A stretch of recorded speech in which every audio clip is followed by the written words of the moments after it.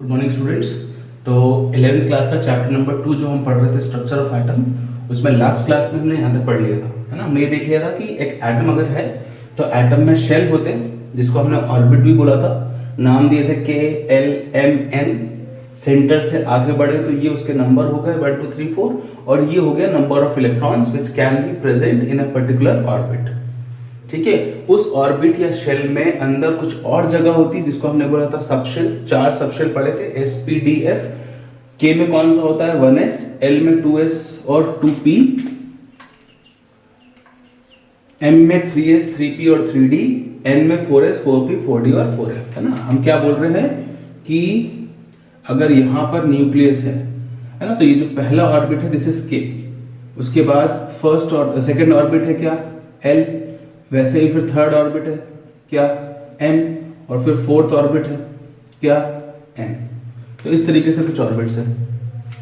इन orbits या shell के अंदर सब शेल है ना। हमने ये भी पढ़ा था कि जब हम सब शेल के भी अंदर बात करते हैं तो हमने देखा था कि उसके अंदर क्या थे ऑर्बिटल्स, और उन ऑर्बिटल्स को हमने बॉक्सेस से बनाया था, है ना। अगर यहां कर ले जैसे S है तो S के लिए हम क्या करते हैं, हम एक सिंगल बॉक्स बनाते हैं। ठीक है, P है ना, एक बॉक्स में 2 इलेक्ट्रॉन हम ऐसे डालते हैं, एक ऊपर से एरो से और एक नीचे के एरो से। ठीक, तो S की लिमिट कितनी हो गई 2 हो गई। P की लिमिट टोटल कितनी है 6, तो 6 को बनाने के लिए हम ऐसे 3 बॉक्सेस बनाते हैं और इनमें ऐसे 6 इलेक्ट्रॉन को डाल सकते हैं। इसी तरीके से D होगा तो D के लिए कितने बन जाएंगे 5 बन जाएंगे, और इनमें टोटल 10 इलेक्ट्रॉन्स आ जाएंगे, 7 8 9 और 10। इसी तरीके से F है तो F के लिए कितने बन जाएंगे 7 बन जाएंगे, 7, और इसमें कितने आ जाएंगे 14, 1 2 3 4 5 6 7 8 9 10 11 12 13 और 14। ठीक है, तो ये जो हमने SPDF बनाया है ये हो गया सबशेल। तो यही सबशेल इस शेल में क्या है प्रेजेंट है। तो जैसे K की अगर हम बात करें तो यहां पर एक सबशेल है, कौन सा वाला 1s। ऐसी अगर हम L की बात करें तो यहां 2 हैं, एक हो गया क्या 2s और एक हो गया क्या 2p। ऐसी M की बात करें तो इसमें प्रेजेंट है 3s, उसके साथ फिर 3p, और साथ में कौन आ गया 3d। क्लियर है, तो ये वो जगह हो गई जिनके अंदर इलेक्ट्रॉन्स रखे हुए हैं और घूम रहे हैं। अब इसमें भी हमने बोला कि जैसे ये बॉक्स बनाया हमने, तो ये जो सिंगल एक बॉक्स है, this one box stands for an orbital.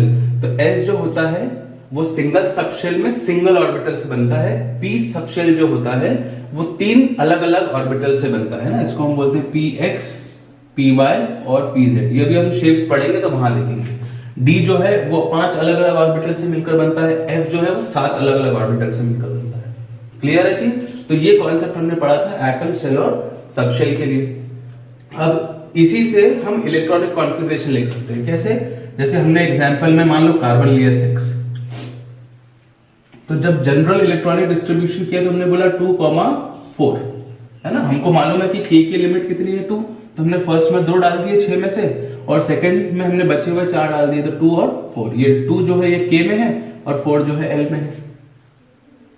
अब इसी कॉन्फ़िगरेशन को, है ना, ये तो हो गया इलेक्ट्रॉनिक डिस्ट्रीब्यूशन, इलेक्ट्रॉन डिस्ट्रीब्यूशन। अब इसी इलेक्ट्रॉन डिस्ट्रीब्यूशन को हम सबशेल के लिए लिखेंगे, है ना। तो सबशेल के लिए क्या लिखोगे कि जब इलेक्ट्रॉन K में गया होगा, ये जो 2 इलेक्ट्रॉन K में गए हैं, तो K में जाने पर अल्टीमेटली किस में गए होंगे 1s में, है ना। और S की लिमिट कितनी है 2, तो हमने लिखा 1s और ऊपर लगाया 2, है ना। 6 नंबर था, 6 इलेक्ट्रॉन थे, 6 में से हमने 2 डाल दिए 1s2 कॉमा लगाया। अब ये 1s भर गया। अब अगला इलेक्ट्रॉन किस में जाएगा L में, L में पहले किस में जाएगा 2s में, इसकी भी लिमिट क्या है 2, तो ये हो गया 2s2, टोटल हो गया 4।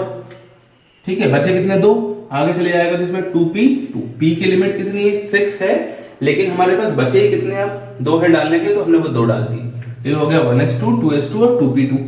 इसमें से 1s किसके लिए, k के लिए, 1s में 2 गए तो k में भी कितने आ गए 2, 2s और 2p किसके लिए, l के लिए, तो 2 + 2 4, ये आ गया कॉन्फ़िगरेशन 2, 4, है ना। इसी तरीके से आप सपोज मान लो आर्गन लेते हो, नंबर है 18, तो लिखना शुरू करते हो 1s2 सबसे पहले भर गया, उसके बाद 2s2, उसके बाद 2p6, 6 2 8 और 10 हो गए, 8 बच रहे, है ना, 2p भी भर दिया हमने, फिर आएगा क्या 3s आगे चल के, तो 3s2, है ना, और 3s भरने के बाद अब कहां जाएंगे अपन 3p में, तो ये हो गया 3p6, है ना। ये हो गया k के अंदर 2, 2s और 2p किसको बिलोंग करते हैं, l को, 8 6 + 2 8 और 6 + 2 8, 3s 3p, यहां पर 3d भी प्रेजेंट है ना, क्योंकि m में d भी होता है, लेकिन इस केस में d कितना है 0, आप चाहो तो यहाँ 3d 0 लिख सकते हो, क्लियर है। तो ये हो गया 6 to 8, तो m में कितने आ गए 8, तो जो कॉन्फ़िगरेशन बना वो ना 2, 8, 8, क्लियर है। तो ये जो कॉन्फ़िगरेशन हम लिखते हैं 1s2 2s2 2p वाला, इस कॉन्फ़िगरेशन को हम बोलते हैं अफबाउस कॉन्फ़िगरेशन,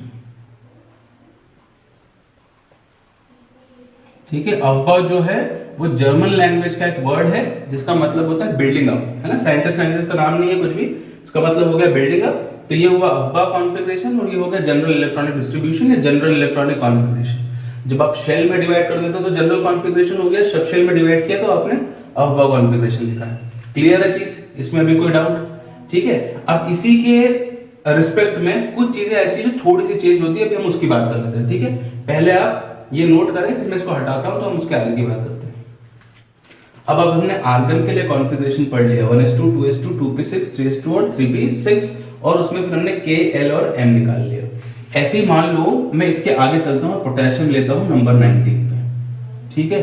तो 18 तक तो सेम कॉन्फ़िगरेशन होगा, 1s2 2s2 2p6 3s2 और 3p6, है ना, ये 3p तक हमने भर दिया, 18 हो गए, 2 + 2 4 4 + 6 10 10 + 2 12 एंड 12 + 6 18, नंबर है 19, एक बचा। अब कॉन्सेप्ट क्या बोलता है कि जब 3p भर गया है तो इलेक्ट्रॉन किस में जाना था, 3d में जाना था, मतलब कॉन्फ़िगरेशन यहां पर 3d 1 होना चाहिए था, ठीक है। इस हिसाब से अगर निकालें तो ये हो गया k = 2, l = कितना हो गया 8 और m = कितना हो गया 9, ठीक है। लेकिन केमिस्ट्री का कॉन्सेप्ट बोलता है कि ये जो हमने लिखा है ये गलत है।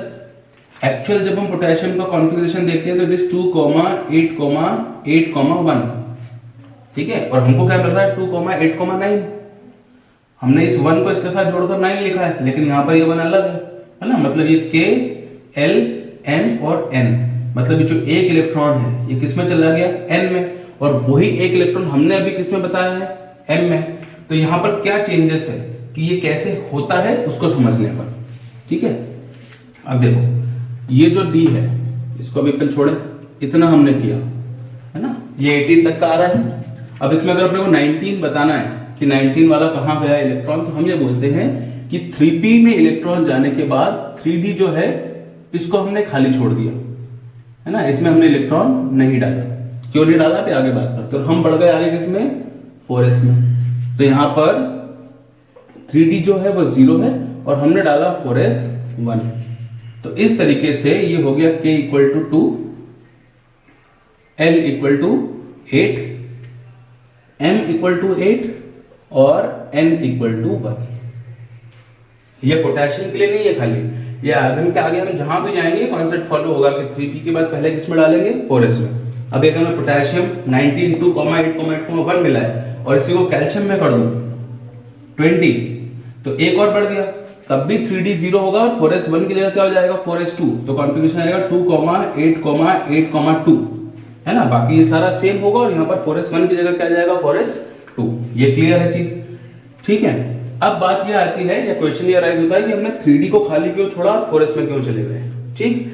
तो यहाँ पर जो हम फिलिंग ऑफ इलेक्ट्रॉन्स करते हैं, है ना, जब भी हम सबशेल में इलेक्ट्रॉन डालते हैं तो हम इस ऑर्डर में डालते हैं कि पहले इलेक्ट्रॉन उस सबशेल में जाए जिसकी एनर्जी कम है, बाद में उसमें जाए जिसकी एनर्जी ज्यादा है ना। फिलिंग ऑफ ऑर्बिटल जो है वो लोअर एनर्जी से हायर एनर्जी की तरफ होता है। तो इस कॉन्सेप्ट के हिसाब से ये निकल कर आता है कि 3d की जो एनर्जी है that is more as compare to what 4s, इसीलिए पहले हमने किसमें डाला 4s, बाद में किसमें डाल रहे 3d। अब एक बार 4s2 भरा गया, कैल्शियम जो है वो 20 था, तो कॉन्फ़िगरेशन में हमको क्या मिल गया, 4s की जगह 1 की जगह क्या आ जाएगा 4s2, है ना, मैं लिख नहीं रहा हूं तो समझ लो 4s2 आ गया, यहाँ 2 आ गया।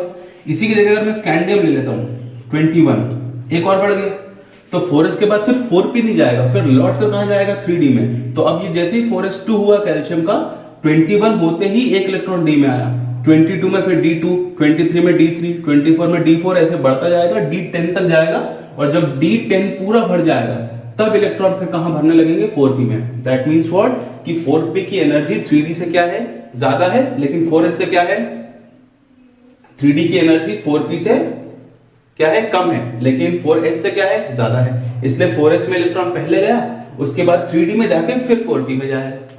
क्लियर है चीज, है ना। तो ये तो एनर्जी का कॉन्सेप्ट हो गया, इसको मैं बता दूं लिख के, यहां क्या आ रहा है 1s2, 2s2, 2p6, 3s2, 3p6 तक था, उसके बाद 3d0 और 4s2, ये कैल्शियम के लिए हुआ। 2, 8, 8, 2। स्कैंडियम में जाएंगे तो क्या हो गया 1s2, 2s2, 2p6, 3s2, 3p6, 3d पहले 0, 4s2, ये हुआ 20, और एक जो बड़ा वो यहां आ गया 21। तो इस केस में k equal to 2, l equal to 8, m equal to 9 and n equal to 2।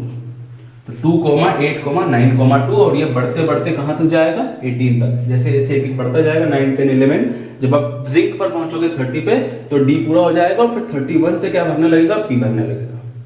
तो ये तो कॉन्सेप्ट हुआ। अब यहां ये समझ में आ गया अपने को कि जब इलेक्ट्रॉन की फिलिंग हम सबशेल के अंदर कर रहे हैं तो पहले उस सबशेल में डाल रहे हैं जिसकी एनर्जी क्या है, कम, और बाद में उसमें डाल रहे हैं जिसकी एनर्जी क्या है, ज्यादा। ठीक है। अब बात ये आती है कि कैसे पता चला कि 3d की एनर्जी जो है वो 4s से क्या है, ज्यादा। तो हमको ये चीज पहले देखनी पड़ेगी।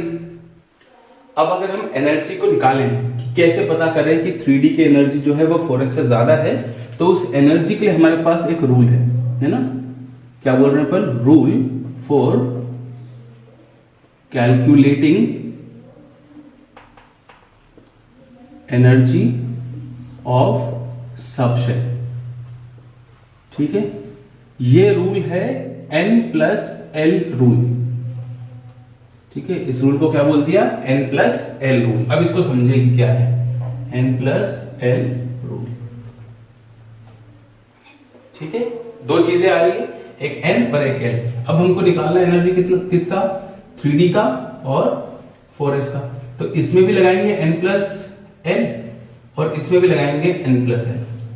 दैट मीन्स कि यहाँ n की और l की कुछ ना कुछ वैल्यू होनी चाहिए। ठीक है, यहाँ पर n का मतलब होता है प्रिंसिपल क्वांटम नंबर और l का मतलब होता है एजिमुथल क्वांटम नंबर। ये भी हम आगे पढ़ेंगे। अब इसे समझ लो कि n जो है इसकी वैल्यू है ये आगे वाला नंबर है ना। n यहाँ पर कितना हो गया 3, क्योंकि यहाँ 3 था, और n यहाँ कितना हो गया 4। ये तो बिल्कुल क्लियर है, जो भी ऑर्बिटल लिखे हुए होते हैं उसमें आगे वाला नंबर जो है that is principal quantum number, that is the value for n। ठीक है, अब बची किसकी, l की वैल्यू। तो l की जो वैल्यू है, यहां करते हैं, l की जो वैल्यू है वो 4 हो सकती है, 0, 1, 2 और 3। इन 4 के अलावा l की कोई वैल्यू नहीं है। कैसे पता करेंगे कौन सी होगी, तो अगर s होगा तो 0, p होगा तो 1, d होगा तो 2 और f होगा तो 3। बिल्कुल सिंपल। यहाँ d क्या है, यहाँ क्या है, d है, तो d के लिए वैल्यू क्या है 2, तो 3 + 2 = 5। और यहाँ क्या है s मीन 0, तो 4 + 0 = 4। जो नंबर बड़ा है उसकी एनर्जी ज्यादा, जो नंबर छोटा है उसकी एनर्जी कम। तो यहां से ये क्लियर हो गया कि 3d की एनर्जी और 4s की एनर्जी में 3d की एनर्जी क्या है, ज्यादा, बिकॉज n+l का सम ज्यादा आया, और 4s की एनर्जी क्या है, कम। क्लियर है।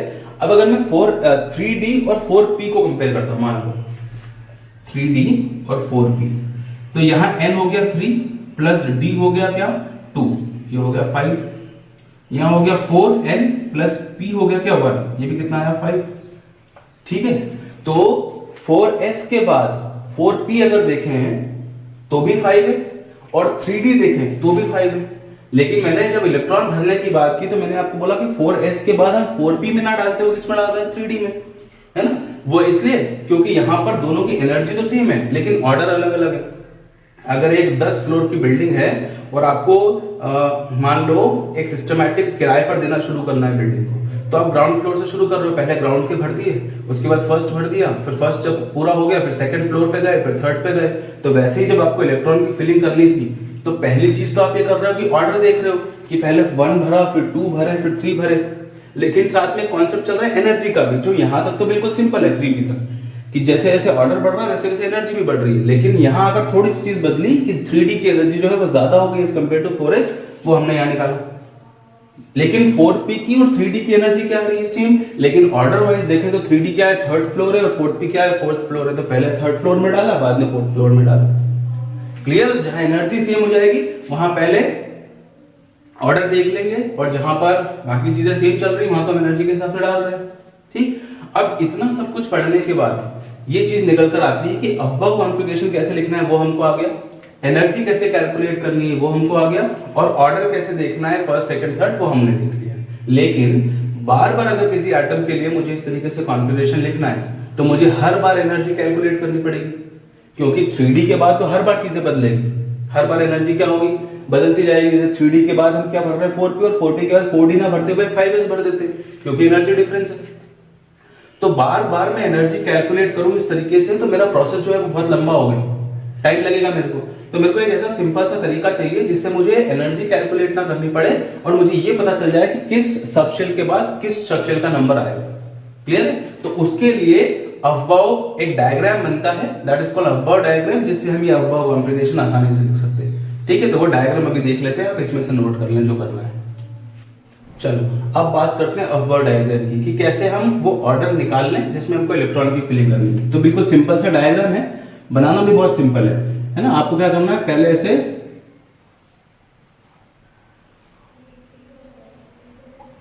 7 सर्कल्स बना लो एक लाइन में। फिर जब अगली लाइन में सर्कल बनाओगे तो ऊपर से और नीचे से एक एक सर्कल कम कर दो। ठीक है, इसका भी साइज थोड़ा सा हम बराबर कर लेते हैं। ठीक, अब ऊपर से मैंने एक कम कर दिया, 2 3 4 और 5, और नीचे से भी एक कम कर दिया। अगली लाइन में जाए तो फिर एक एक कम कर दे, 3, और फिर ये आ गया। क्लियर है चीज, है ना? इतने की ही जरूरत है, कम से कम 90 तक के कॉन्फ़िगरेशन आप इतने डायग्राम में लिख सकते हैं, इससे ज्यादा डिटेल में आपको जाने की जरूरत नहीं। ठीक है, तो ऐसे हमने 7 बनाए, फिर 5 3 और 1, एक एक कम करते गए तो ऐसे एक ट्रायंगल शेप में। पहली लाइन को अपन S मान लेते हैं और नंबरिंग कर देते हैं, तो 1s 2s 3s 4s 5s 6s और 7s। फिर अगली लाइन को P दे देते हैं, अब यहाँ 1 तो है नहीं, तो ये हो गया 2p 3p 4p 5p और 6p। फिर आगे चले तो ये हो गया 3d 4d और 5d, और ये हो गया 4f। क्लियर हो गई चीज, बिल्कुल सिंपल है ना। अब अपने को ऐसे डायगोनली चलना है। अपन सबसे पहले किसमें इलेक्ट्रॉन डालते हैं, 1s में, तो 1s में डाला। फिर यहां पर आगे कुछ नहीं है तो अपन लौट कर पीछे आए और फिर पीछे से शुरू किया, हर बार पीछे से ही शुरू होगा। तो 1s, फिर लौट कर पीछे आए, क्या मिला 2s, फिर आगे कुछ नहीं है तो लौट कर फिर पीछे जाएंगे, क्या मिल रहा है 2p, 2p के बाद क्या आएगा 3s, 3s में फिर कुछ नहीं है तो फिर लौट जाए अपन, क्या आ गया 3p, 3p के बाद देखो 3p के बाद 3d छोड़ दिया, किसमें डाला 4s, है ना। 4s के बाद फिर चले तो 4s के बाद हमने 4p नहीं डाला था, किसमें डाला था 3d, 3d के बाद किसमें आए 4p, और 4p के बाद 4d 4f छूट गए, फिर किसमें गया 5s। ये सब एनर्जी ऑर्डर है। 5s के बाद किसमें आ गए अपन 4d, 4d के बाद 5p, 5p के बाद 6s, और 6s के बाद सीधे कहाँ आ गए 4f 5d 6p और 7s। क्लियर है चीज, है ना? इसमें कोई डाउट नहीं हो सकता, उतने को आराम से अपन कर सकते हैं। जैसे फॉर एग्जांपल मान लो, एक एग्जांपल से करते हैं, Fe के लिए लिखते हैं, Fe इज 26, है ना। Fe आयरन के लिए लिखते हैं 26 नंबर होता है। तो स्टार्टिंग कहां से होगी 1s से, तो हमने लिखा 1s2, 1s भर गया, फिर कहां आए 2s2, लिमिट अपने को याद रखनी है, s में 2, p में 6, d में 10 और f में 40। 2s भी भर गया, फिर कहां गए 2p6, है ना, 2p भर गया, उसके बाद कहां गए 3s2, 3s के बाद कहां गए 3p और 4s, तो 3p6 4s2 कितने हो गए 2 4 10 12 18 और 20 20 तक हमने यहाँ भर दिया। अब 4s के बाद कहाँ जाएंगे d में 4p में नहीं जा रहे हैं और d की लिमिट कितनी 10 नंबर है 26 डाल दिया हमने 20 बचे 6 तो अगला कहाँ मिल जाएगा 3d6। ठीक है अब आप इस 3d को 3 के साथ भी लिख सकते हो 3s 3p 3d और 4s या फिर अगर आप जिस ऑर्डर में भर रहे हो उसमें भी लिख सकते हो d को बाद में भी लिख सकते हैं। बस याद ये रखना है कि अगर कोई ये पूछता है कि सबसे आउटर मोस्ट सब शेल कौन सा है तो वो 4s है ना क्योंकि ऑर्डर वाइज देखें तो पहले फर्स्ट शेल फिर सेकंड फिर थर्ड फिर फोर्थ तो 4 लास्ट में आएगा 3 पहले लेकिन लिखते टाइम आप ऐसे भी लिख सकते हो या तो आप d को यहां लिख दो और 4s को यहां लिख दो दोनों सही है दोनों गलत नहीं है। क्लियर है चीज तो इस तरीके से आप कॉन्फ़िगरेशन लिखकर देखना कि कहां तक आप लिख सकते हो। इसके बाद फिर डी में कुछ केसेस वगैरह आते हैं तो आप जब 12th में जाओगे डी ब्लॉक एफ ब्लॉक पढ़ोगे तो वहां सारी चीजें क्लियर कर लेंगे। क्लियर है चीज तो ये हमारे पास अफबाव का डायग्राम और कैसे लिखना है वो आ गया। रैंडमली कोई भी एलिमेंट उठाओ पीरियोडिक टेबल से और इस तरीके से फॉलो करके लिख कर देख लो। ठीक है अब इसी डायग्राम से हमने ये सब समझ लिया कि अगर एक जैसे फॉर एग्जांपल ये एक ऑर्बिटल है ना ये बॉक्स हमने एक ऑर्बिटल बनाया तो इसमें हम ये बोल रहे हैं कि 2 इलेक्ट्रॉन डाल सकते हैं। ठीक है ये एक रूल है कि only 2 electrons can be accommodated in a particular orbital जिसके अंदर एक ऊपर की एरो और एक नीचे की एरो से होगा मतलब ये स्पिन बता रहा है इलेक्ट्रॉन जो है वो अपनी जैसे ये इलेक्ट्रॉन है तो उसके बीच से जो एक्सिस जा रही है उस एक्सिस के अराउंड वो क्या कर रहा है रिवॉल्व कर रहा है तो उसका जो रोटेट कर रहा है जो रोटेट हो रहा है तो वो रोटेशन जो है वो क्लॉकवाइज भी हो सकता है और एंटी क्लॉकवाइज भी तो एक ऊपर के एरो से रोटेशन और एक नीचे के एरो से ताकि एक दूसरे के रोटेशन को कैंसिल कर दे और टोटल नेट जो है उसका फोर्स वो 0 हो जाए। क्लियर है फिर हम ये बोलते हैं कि पहले लोअर एनर्जी में डालें फिर हायर एनर्जी में डालें तो इससे रिलेट करके हमारे पास 2-3 प्रिंसिपल्स हैं हम वो लिख लेते हैं और उसकी डेफिनेशन पता चल जाएगी डिस्कस कर लेंगे। ठीक है चलिए तो अब हमने ये 3 अलग अलग कॉन्सेप्ट्स लिख दिए प्रिंसिपल लिख दिए हैं अफबाव कॉन्फ़िगरेशन से रिलेटेड जो अभी हमने 1:2 2:2 लिखा था। पहला है हुन्स रूल ये क्या बोल रहा है कि electron pairing will not take place in orbital of same energy until each orbital is singly filled. ठीक है अब जैसे हमने एस बनाया है ना जब हमने एस की बात की तो हमने ऐसा बनाया एक सिंगल बॉक्स बनाया और इसमें हमने बोल दिया कि 2 इलेक्ट्रॉन है एक ऊपर की स्पिन से क्लॉकवाइज और एक नीचे की एंटी क्लॉकवाइज। ठीक है लेकिन अगर एक ऐसा सबशेल है जिसके अंदर एक से ज्यादा ऑर्बिटल है जैसे पी है तो पी में हम 3 बनाते हैं।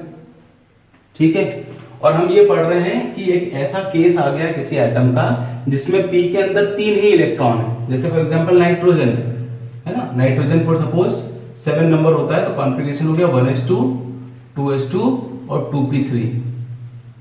ठीक है 7 नंबर के लिए 2p में कितने आए 3 आए तो ये जो 3 इलेक्ट्रॉन हम भरेंगे ये हम पहले सिंगल भरेंगे सबके अंदर और एक बार जब सिंगल भर जाते हैं उसके बाद ही पेयरिंग होती है। जैसे अगर P4 आ जाता है नाइट्रोजन के बाद ऑक्सीजन आता है ऑक्सीजन इज 8 तो जो हो गया 1s2 2s2 और 2p4 तो जैसे ही P में 4 हुए तो चौथा इलेक्ट्रॉन यहाँ आकर पेयरिंग करेगा P5 में यहाँ पेयरिंग और P6 में यहाँ।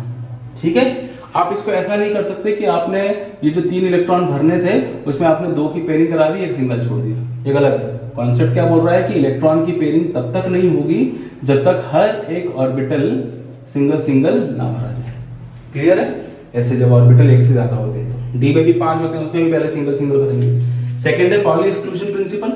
पाउली एक्सक्लूजन प्रिंसिपल बोल रहा है कि an orbital can accommodate maximum of 2 electrons and these must have opposite spin. यही वाला कॉन्सेप्ट कि एक ऑर्बिटल के अंदर ये जो एक सिंगल ऑर्बिटल है इसमें 2 ही इलेक्ट्रॉन हम डाल सकते हैं ऑपोजिट स्पिन से एक क्लॉकवाइज एक एंटी क्लॉकवाइज। अगर आप इसको ऐसा करते हैं तो भी ये गलत है। ठीक है और अगर आप इसको ऐसा करते हैं तो भी क्या है गलत है। आप इसको ऐसा डालें ठीक है इसके अलावा आप इसको ऐसा भी डाल सकते हो पहले नीचे कर दो वो एक ऊपर कर दो लेकिन स्टार्टिंग से ही जब से हम बुक देख रहे हैं और पढ़ रहे हैं हर कॉन्सेप्ट में हम ऐसा ही बनाते हैं ऊपर वाला एरो। आपको बहुत ही अलग करना है तो आप ये कर लो तो भी कोई दिक्कत नहीं है। एक क्लॉकवाइज होना चाहिए एक एंटी क्लॉकवाइज लेकिन हर जगह आपको ये वाला बना हुआ मिलेगा। ठीक है आखिरी है Aufbau principle. In the ground state of atom the orbitals are filled in the order of increasing energy. जो मैंने आपको बताया कि इलेक्ट्रॉन की फिलिंग जब हम कर रहे हैं किसी एटम के लिए तो पहले इलेक्ट्रॉन उस ऑर्बिटल में डालेंगे या उस सबशेल में डालेंगे जिसकी एनर्जी क्या होगी कम। तो पहले 1s में गया 1s से थोड़ी एनर्जी ज्यादा किसकी है 2s की उसके बाद 2s के बाद 2p फिर 3s 3p है ना, 3p के बाद 3d नहीं डाला तो 4s के बाद 3d। तो वो जो डायग्राम हमने बनाया था वो ये बोल रहा है कि ग्राउंड स्टेट में एटम की अगर आप इलेक्ट्रॉन की फिलिंग कर रहे हैं तो वो इंक्रीजिंग ऑर्डर ऑफ एनर्जी में होना चाहिए। क्लियर है? तो ये हमारा एक जो शेल, सबशेल और ऑर्बिटल वाला जो कॉन्सेप्ट था वो हमने यहाँ खत्म कर दिया। अब इस चैप्टर में दो चीजें हमको पढ़नी है। एक तो modern concept of structure of atom, जिसमें मैंने लास्ट क्लास में आपको बताया था कि दो चीजें हैं, एक तो ड्यूअल नेचर ऑफ मैटर और एक हाइजेनबर्ग अनसर्टेनिटी प्रिंसिपल। तो वो दो की बात कर लेते हैं और लास्ट में क्वांटम नंबर्स। तो हम चैप्टर हमारा आज फिनिश कर देंगे। क्लियर है? आप ये लिख के रखें। अब है modern concept of structure of atom. ठीक है, अभी तक हमने वेव थ्योरी पढ़ लिया, हमने प्लैंक्स क्वांटम थ्योरी पढ़ लिया। ये सारी चीजें जब हमने पढ़ी तो हमने ये बोला कि अगर आज के स्ट्रक्चर की बात करें तो आज हम ये मान के चलते हैं कि जो भी फंडामेंटल पार्टिकल्स जैसे इलेक्ट्रॉन हो गया, प्रोटॉन हो गया, न्यूट्रॉन्स हैं, एटम्स हैं, मॉलिक्यूल्स हैं, इनके अंदर भी ड्यूअल नेचर होता है। ड्यूअल नेचर मतलब particle nature which is having mass और वेव नेचर जो वेव की तरह चल सकते हैं। क्लियर है? अब ये कैसे निकल कर आया? तो modern concept of structure of atom में पहली चीज जो पढ़नी है that is dual nature of atom. Simple सा है इसलिए मैंने कर लिया है ड्यूअल नेचर ऑफ एटम, है ना। आइंस्टीन ने क्या बोला कि लाइट जो होती है उसमें ड्यूअल नेचर होता है। सबसे पहले लाइट के लिए जो ड्यूअल नेचर की बात की वो किसने की? आइंस्टीन ने की। उसी कॉन्सेप्ट के अकॉर्डिंग 1924 में डी ब्रोगली ने ये बोला कि जो माइक्रोस्कोपिक पार्टिकल्स होते हैं, इलेक्ट्रॉन, प्रोटॉन, एटम, मॉलिक्यूल्स, उनका भी क्या होता है? Dual nature. जैसे आइंस्टीन ने लाइट को बोला ड्यूअल नेचर, वैसे ही 1924 में डी ब्रोगली नाम के साइंटिस्ट ने ये बोला कि माइक्रोस्कोपिक पार्टिकल में भी क्या है? Dual nature. ठीक है, और उन्होंने एक डेफिनेशन दी सिंपल सी कि जितने भी माइक्रोस्कोपिक पार्टिकल्स है, फंडामेंटल पार्टिकल्स जो मोशन में होते हैं, दे पॉजेस वेव कैरेक्टर, है ना। ऑल मटेरियल पार्टिकल बोल दिया मतलब कि पार्टिकल नेचर तो है, मास तो है, तो all material particles in motion possess wave character. उनके अंदर पार्टिकल नेचर तो है लेकिन साथ में वेव कैरेक्टर भी होगा।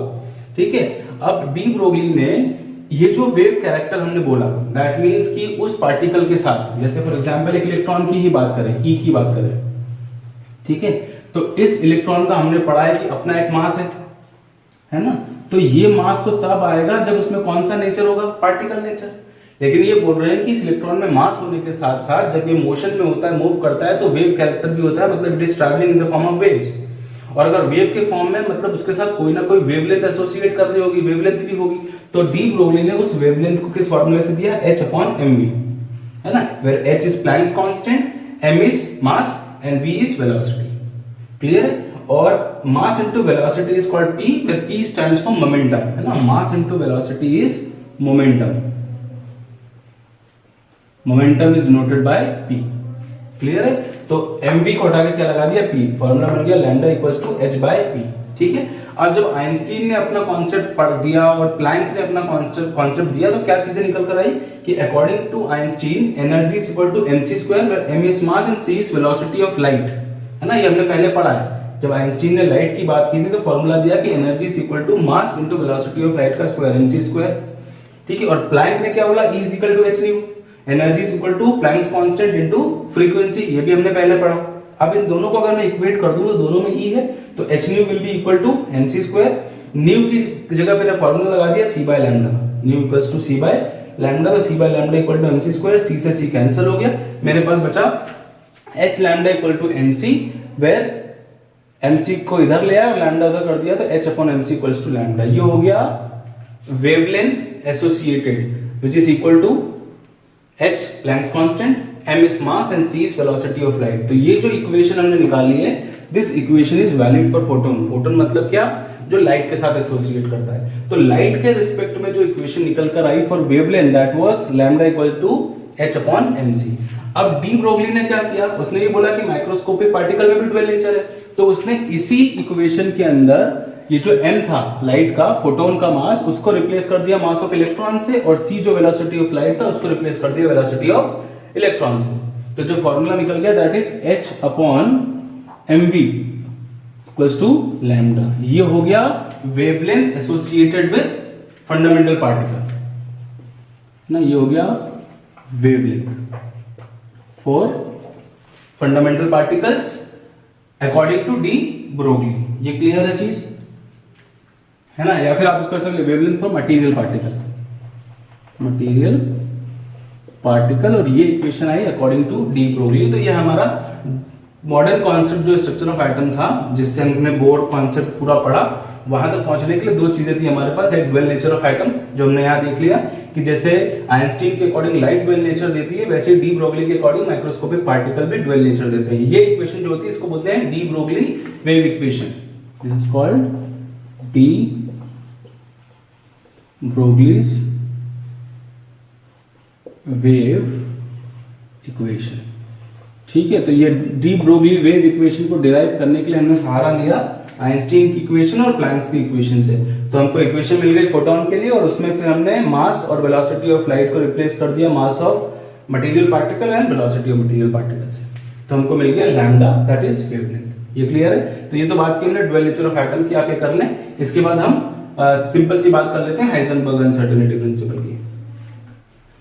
अब सेकंड है हाइजेनबर्ग अनसर्टेनिटी प्रिंसिपल, है ना। अब हाइजेनबर्ग ने क्या बोला कि it is not possible to measure simultaneously both the position and momentum of microscopic particle with accurate accuracy, है ना। एक ही समय पर माइक्रोस्कोपिक पार्टिकल के पोजीशन में कितना चेंज आया और मोमेंटम में कितना चेंज आया, मोमेंटम मतलब वेलोसिटी में कितना चेंज आया है, ये एक साथ मेजर करना पॉसिबल नहीं है। अगर आप एक साथ मेजर करोगे भी तो अगर एक एक्यूरेट मिलेगा तो दूसरा जो रिजल्ट होगा वो बहुत ज्यादा वेरी करेगा। क्लियर है चीज? तो दोनों को एक साथ मेजर करना इज नॉट इजी। इसको ऐसे समझ लेते हैं अपन कि मान लो ये वो पाथ है जिस पाथ पे इलेक्ट्रॉन रिवॉल्व कर रहा है ना, ये इलेक्ट्रॉन हो गया, ठीक है ना। ये पाथ हो गया इलेक्ट्रॉन का रिवॉल्व करने का। इसको ऐसे करते हैं, काम करते हैं, ठीक है ना। यहां से आप इस इलेक्ट्रॉन को देख रहे हो माइक्रोस्कोप से, मान लो, है ना। ये हो गया माइक्रोस्कोप, यहां से आप इसको देख रहे हो, ठीक। और ये हो गया पाथ ऑफ इलेक्ट्रॉन, ठीक है। तो आगे जैसे जैसे ये रिवॉल्व करेगा, है ना, ये इसका एक्सपेक्टेड पाथ होगा, है ना। ये हो गया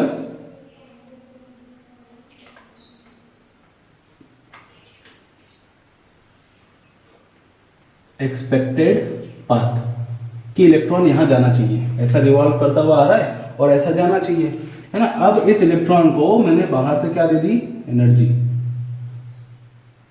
दे दी, तो इसने एनर्जी एब्जॉर्ब कर ली। जैसे एनर्जी इसने एब्जॉर्ब की तो इसकी पोजीशन चेंज हो गई, है ना। ये इधर चला गया इस तरीके से, और ये नया पाथ आ गया, न्यू पाथ, नया पाथ बन गया। तो जैसे ही एनर्जी मिली है उसका पाथ भी चेंज हो गया, और हो सकता है उसकी स्पीड या उसकी वेलोसिटी, उसका मोमेंटम भी क्या हो, चेंज हो जाए। तो अगर इस नए पाथ या नए मोमेंटम को, चेंज इन पोजीशन को या चेंज इन मोमेंटम को मैं स्टडी करने की बात करूंगा या कैलकुलेट करने की बात करूंगा, तो हाइजेनबर्ग क्या बोल रहे हैं कि दोनों चीजों को एक साथ कैलकुलेट करना इज नॉट प्रैक्टिकली पॉसिबल, ठीक है। जो ना डेल्टा एक्स जो है ये क्या हो गया, चेंज इन पोजीशन, ठीक है। और डेल्टा पी क्या हो गया, चेंज इन मोमेंटम। तो चेंज इन पोजीशन और चेंज इन मोमेंटम को मैं एक साथ निकाल लूं, ये मेरे लिए प्रैक्टिकली पॉसिबल नहीं। और अगर मैं साथ में कैलकुलेट करने की बात कर रहा हूं तो ये हमेशा या तो इक्वल टू या फिर ग्रेटर देन होगा किससे, h/4 पाई, है ना। h is Planck's constant 6.626 × 10⁻34।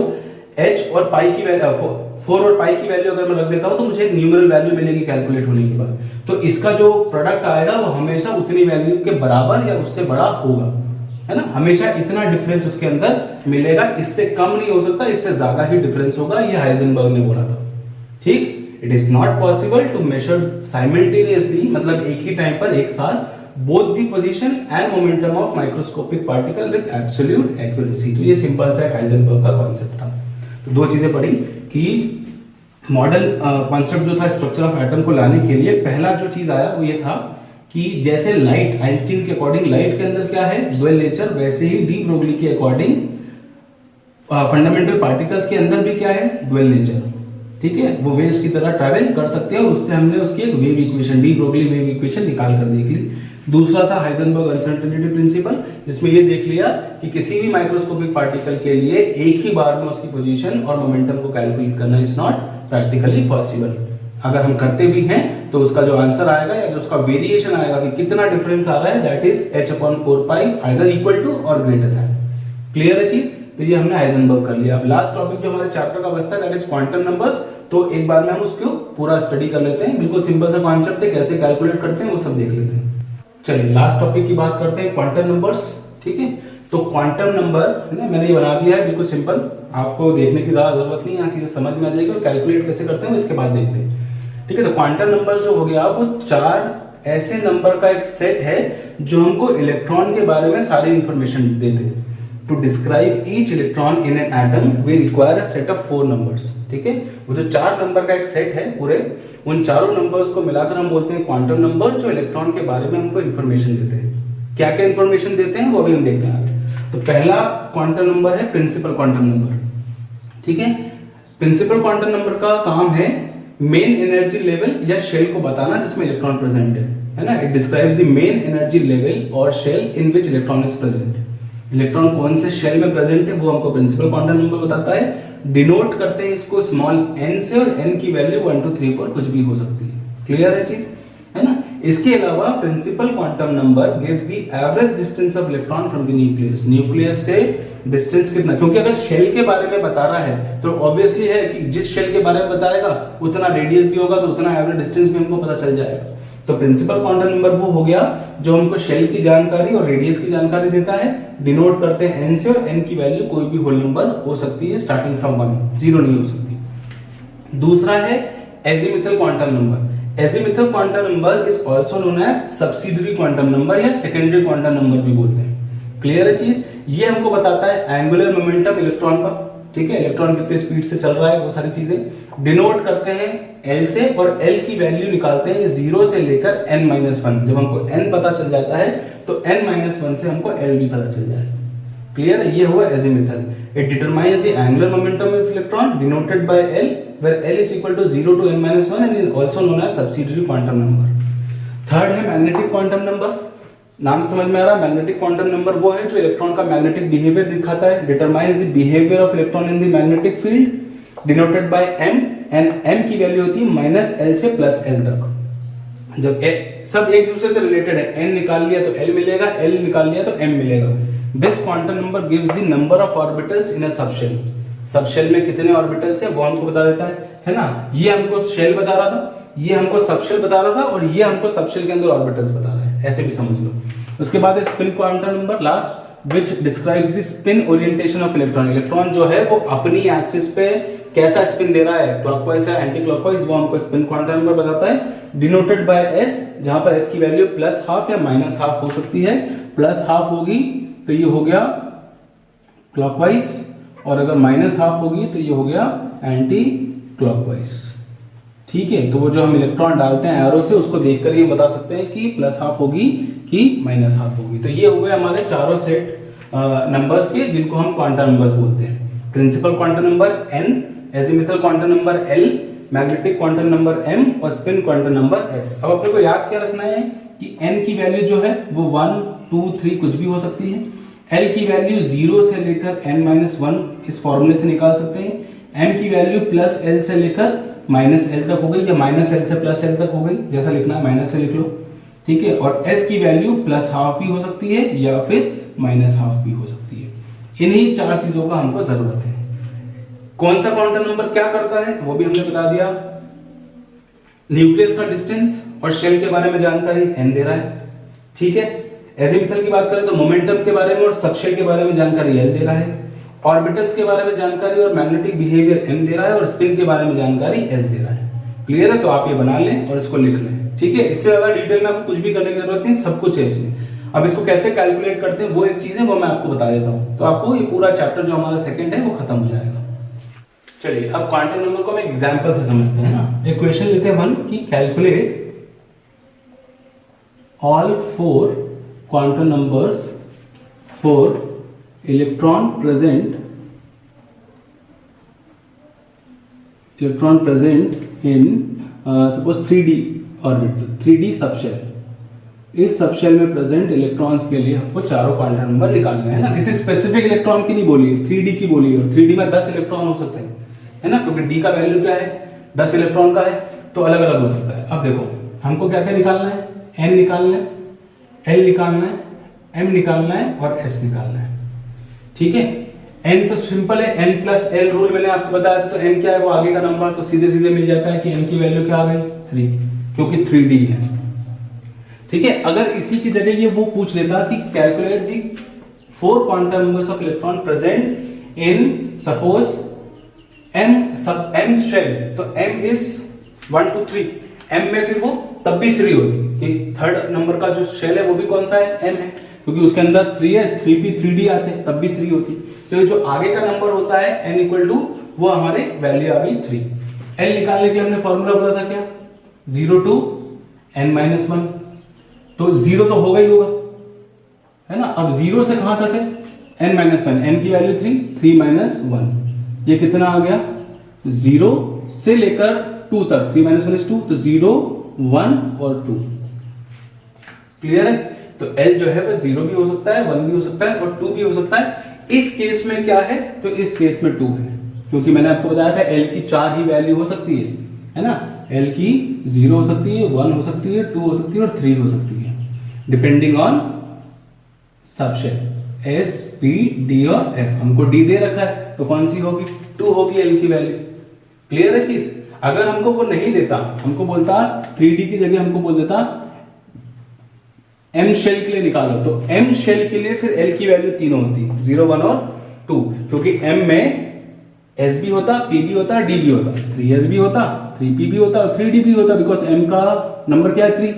नहीं समझ में आ रहा तो इसको ऐसे समझे, ये तीन ऑर्बिटल्स है, k l और m। ठीक है, तो थर्ड नंबर का ऑर्बिट कौन सा है, m, तो m की वैल्यू 3 हो गई, तो इसमें कौन कौन से हो गए, 3s हो गए, 3p हो गए और 3d हो गए, ये हमने अबव में पढ़ा। तो उस केस में l की वैल्यू 0 1 2 हम 0 1 और 2 हम तीनों मान के चलते, लेकिन क्योंकि 3d बोल दिया है तो 3d के लिए d में क्या है l की वैल्यू 2, तो यहां पर हमने 2 ले ली। अब अगर आपको m निकालना है तो m हमने पढ़ा -l 2 + l, तो -l से +l में अगर हम देखें तो क्या आ जाएगा, l कितना ले रहे हैं अभी अपन 2 ले रहे हैं, तो ये हो गया -2 -1 0 +1 और +2, और होनी भी चाहिए because we are calculating for d, और हमने बोला कि d के अंदर हमारे पास 5 है, तो -2 -1 0 +1 और +2, इस तरीके से निकाल सकते हैं। और अब d में हमको कोई इलेक्ट्रॉन नहीं बताया है कि फर्स्ट इलेक्ट्रॉन के लिए निकालें कि सेकंड के लिए निकालें, थर्ड के लिए निकालें, तो उस केस में s की वैल्यू क्या होगी, इट कैन बी +½ और इट कैन बी -½ कुछ भी हो सकती है। तो इस तरीके से आप क्वांटम नंबर्स निकाल सकते हो, बिल्कुल इजी है। ठीक है, अगर कोई ये बोल देता कि 3d के फोर्थ इलेक्ट्रॉन के लिए निकालो, तो हमको मालूम है फोर्थ इलेक्ट्रॉन को हम ऐसे बना सकते हैं 1 2 3 और 4th, स्पिन कैसा आ रहा है ऊपर, मतलब क्लॉकवाइज, तो इस कंडीशन में s की वैल्यू कितनी हो गई +½ यहां फिर से, क्योंकि फोर्थ इलेक्ट्रॉन दे दिया है, उसके लिए हम निकाल सकते हैं।